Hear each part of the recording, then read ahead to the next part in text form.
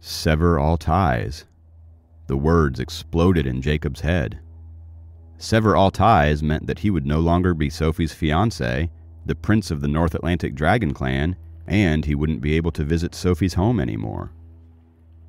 If all ties with him were severed, destroying the South Atlantic Dragon Palace wouldn't be connected to North Atlantic anymore.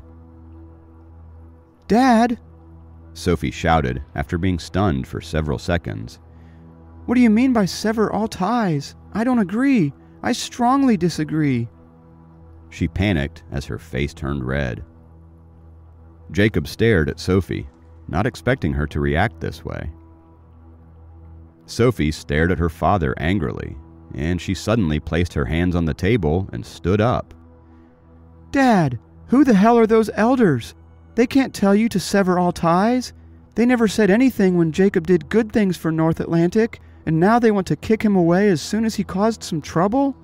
Our North Atlantic Dragon Clan can't be this ungrateful," she said. Her chest moved up and down rapidly as she tried to get her breathing under control. Sophie turned to Helen after getting no reaction from Dracon. "Mom, you said that we dragons need to be virtuous. Jacob had never mistreated me or anyone else. He doesn't deserve this." Obviously, the remark of sever all ties touched her most sensitive nerve. She knocked on the table and shouted for a while until she realized that Helen and Dracon were still sitting calmly at the table, and Jacob just looked too stunned to speak. Her face suddenly turned even redder, and she peeked at Dracon, feeling like a deflated balloon, and slowly sat down. "I think Soph is right. Jacob has never mistreated Soph or the North Atlantic Dragon Tribe. If we simply deal with this by getting rid of Jacob, it would be inappropriate," Helen said. She was on Jacob's side. In other words, she was on Sophie's side. The current situation was giving them a headache, but she was opposed to sacrificing Jacob. Sophie looked at Jacob after she sat down. She bit her lip and looked down. She even dared to shout at her father, who she was very scared of, for Jacob. As a matter of fact, the spoiled princess didn't even dare to speak too loudly in front of the king of the clan. "We'll put more thought into it." Dracon picked up his spoon without stating his point of view right away. "Let's eat." Helen sighed and reluctantly picked up her spoon. Tens of millions of lives of the North Atlantic Dragon Clan were in Dracon's control, and his decision would affect the clan's future decades and even centuries down the road. Therefore, he couldn't decide on his own and ignore the elders. Even if he wanted to protect Jacob with all his effort, he had to convince the elders in the Dragon Palace. Otherwise, different points of view might lead to internal disorder. There wasn't only their family of 3 in the North Atlantic Dragon Clan. He had to be responsible for millions of cultivators and clan members within their territories. The dishes were a bit cold already and weren't as tasty as before. None of the 4 spoke anymore. All they could hear was the sound of cutlery hitting the plates and bowls. Helen said to Jacob after dinner, "Jacob, you can go tutor Soph upstairs." Okay." Jacob stood up and put the dishes together. Sophie walked silently to the staircase, still not feeling settled. As Helen started to clean up, she glanced at Dracon. They obviously had something else to talk about. Jacob and Sophie quietly entered her room one by one. Sophie closed the door and walked to her desk before taking out her homework from her bag. Jacob also took out the tutoring materials. He then pulled over a chair beside her. "Let me tell you, whatever they say, don't listen to them. You're not going anywhere."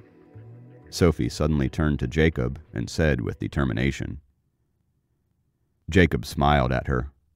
It was amazing to see how fiercely Sophie was ready to fight for him, even if it was against her own parents. Why are you smiling like an idiot? Sophie got mad all of a sudden.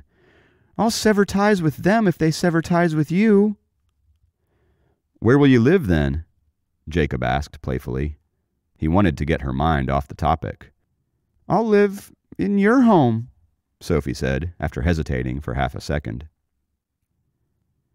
She knew that Jacob's grandma was very fond of her, and so were Jacob's parents. She could go to Grandma for shelter if she had nowhere to go. She was not in the mood for doing homework at all. Her mind was a mess since she had just realized that everything was so unreliable. She could not understand why her parents, who used to spoil her and protect her, were now standing on the opposite side. Anyways, she would be the first one to reject the plan if North Atlantic were to sever ties with Jacob. Jacob nudged her with his hand as he thought that she was worrying too much. Hey, let's get to work. You are still in the mood for this? Sophie lifted her eyebrows. Severing all ties and tutoring are two different things. Your final is on the way, right? Jacob stated. He just wanted to stop talking about the situation that was making his heart drop. Sophie lost her spirit at the sound of the finals. Yes, the final exams were something that had been giving her a headache. She promised herself that she would get good enough grades to make her parents proud. Our main subject is math today, and I have 6 geometry questions and 6 algebra questions ready for you. You will be done as soon as you finish these. Jacob put 2 pieces of paper in front of Sophie.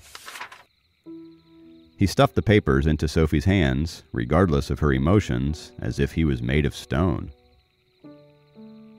Sophie rolled her eyes at Jacob, suddenly feeling like severing ties with Jacob might not be the worst idea. However, she only frowned to express her dissatisfaction.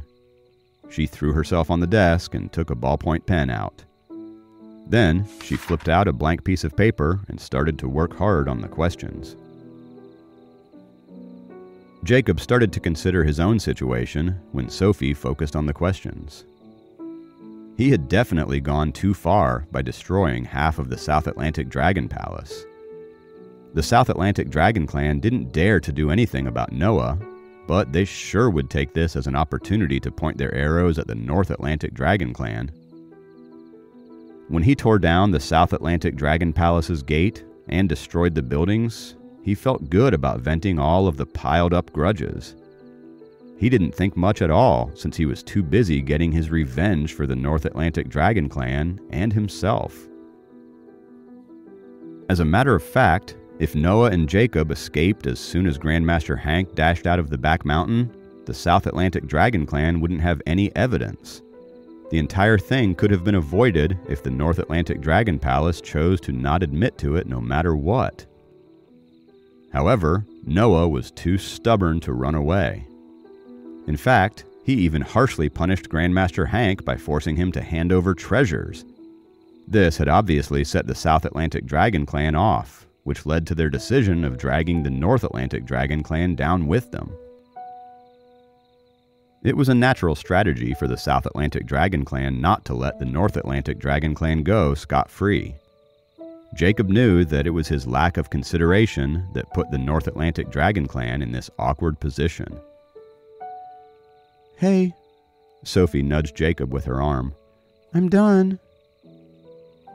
Jacob was so focused on thinking that he had no idea an hour had passed already, and Sophie had finished all 12 questions during this time. Let me take a look. Jacob took over the paper and started to grade the questions. Correct, correct, correct. Jacob was just about to feel happy for her when he realized the latter questions were mostly incorrect. Sophie's face looked gloomy when she saw the red crosses on her paper. She gave an excuse. I made mistakes because I wasn't in a good mood. She couldn't even convince herself by using this lame excuse. She only got 4 out of 12 questions correct within an hour. On top of that, the questions weren't tough. Instead of blaming her, Jacob put the paper on the table and said, I won't go over the first 4, which you got right. In the 5th question, Jacob was not upset with her. On the contrary, he started to analyze the questions for her patiently. Sophie was a bit surprised, and she listened carefully with her eyes wide open. Jacob went through the questions with a pencil. He never let anything get in the way of Sophie's studies. He forgot all his other worries when he tutored her. However, Sophie was not as focused as Jacob. She looked up at Jacob's serious face from time to time while she looked at the questions.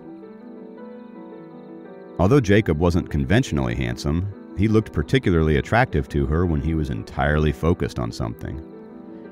Same as when he concentrated on cultivating, and the same went when he studied the blueprints in Helen's studio. Jacob suddenly realized that Sophie was staring at him when he was explaining the questions. He was surprised for a bit before asking her, "What?" Sophie turned around nervously as her heart started to race like crazy.